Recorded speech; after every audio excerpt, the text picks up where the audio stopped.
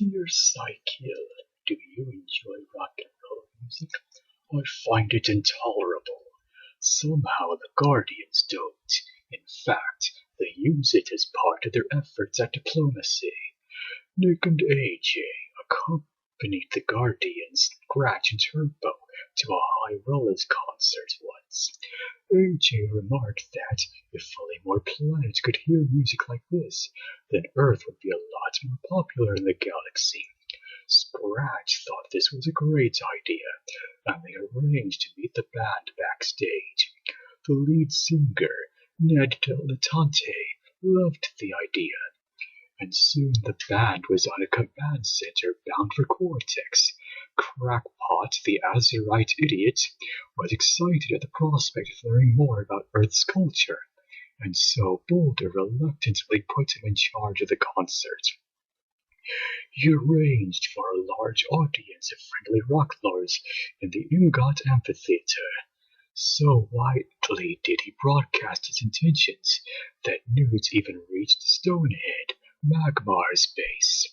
The chance to strike at so many of his enemies all at once must have been tremendously tempting, but the canny Stoneheart advised him otherwise.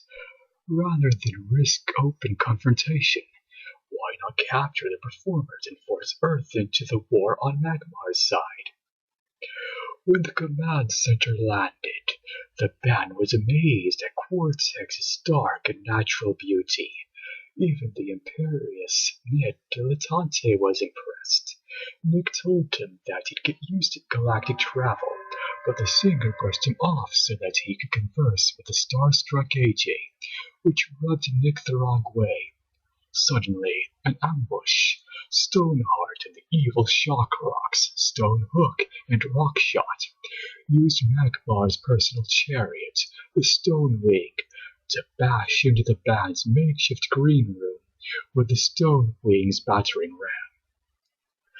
Turbo and Scratch attempted to defend them, but they soon received a bauxite bludgeoning from Rockshot's mace.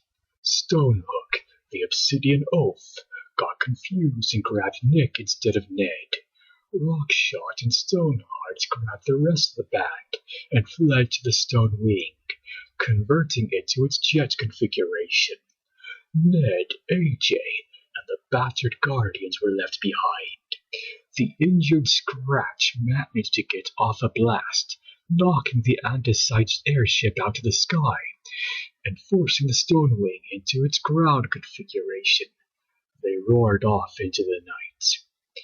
"This is a disaster," bemoaned Ned, prompting AJ to reassure him that the Guardians and Rocklords would save Nick and his band. Ned clarified that he meant it was a disaster that his clothes got ruined in the fight, prompting AJ to slap him and curing him of her nascent infatuation then and there. When Crackpot discovered what had happened, he vowed to set things right without letting Boulder know that anything had gone wrong. They borrowed Boulder's Rockpot vehicle to help keep up, with a Narlahog perched on the back, sniffing the air as it rolled in an effort to keep track of the missing humans. Fortunately for him, he soon discovered that Stoneheart had detoured around the Feudalite Forest, the hunting ground of the fearsome Rockosaurus Terra Rock. Crackpot and the Guardians knew that if they were to beat Stoneheart and the Shockrocks to Stonehead, they'd have to go straight through. Everyone was understandably quite nervous, and soon their fears were realized. Terra Rock swooped down, and Ned screamed for the Guardians to blast the crazy pterodactyl thing. But Crockpot told them no. He had a feeling. He found a particularly tasty boulder and offered it to the Basonite beast, and it took it and departed in peace. Crockpot and the Guardians were now between Stonehead and the evil Rocklord party, so they planned an ambush carefully. They were concerned that Nick or the band could get hurt, and hoped to force Stoneheart and the Shockrocks to surrender. They picked a deep canyon and set themselves up on either side of it, holding their fire until their enemies were directly below them. It was a good plan, worthy of a renegade, but was disrupted when a gnarled lizard started sniffing near Ned Dilettante's hiding spot. He shrieked well before Stoneheart was in position, and the battle was on. Turbo and Scratch roared down the canyon in their car boat, hoping to close the gap before anything happened to the hostages. Crackpot, however, noted the gnarly lizard with interest. If one gnarly was interested in a human, might others be? He turned into his rock configuration and rolled away from the battle, prompting AJ to decry his apparent cowardice. The Rock Lords managed to battle Turbo and Scratch to a standstill, while Stoneheart and Rockshot kept him pinned. Stonehook moved into position and used his powered hook to nab AJ from the top of the ridge.